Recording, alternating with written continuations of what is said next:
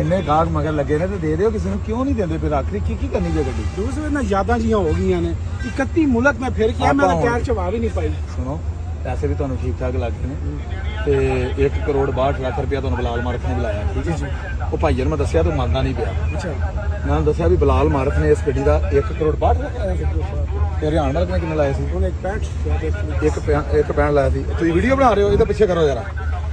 ਆ 297 ਗੱਡੀ ਜੇ, ਮਸ਼ਹੂਰ ਮਰੂਫ ਮਾਫੀਆ ਇਹਦਾ ਨਾਮ ਇਹਨਾਂ ਨੇ ਪਾਇਆ। ਇਹਦੀ ਵਜ੍ਹਾ ਤੋਂ ਅਰੈਸਟ ਵੀ ਹੋ ਗਏ ਸਨ ਉੱਥੇ, ਮਾਫੀਆ ਦੀ ਵਜ੍ਹਾ ਤੋਂ। ਬਿਲਕੁਲ ਇਹ ਚੀਜ਼ ਤੇ ਇਹ ਜਨਾਬ ਇੱਥੇ ਨਾ ਕਸਟਮਰ ਜਿਹੜਾ ਵੀ ਆ ਰਿਹਾ ਨਾ ਜੀ 297 ਲੈ ਦਿਓ, 297 ਲੈ ਦਿਓ। ਤੇ ਮੈਂ ਉਹਨਾਂ ਨੂੰ ਆਖਿਆ ਉਹਦਾ ਮੁੱਲ ਭਰ ਲਓਗੇ?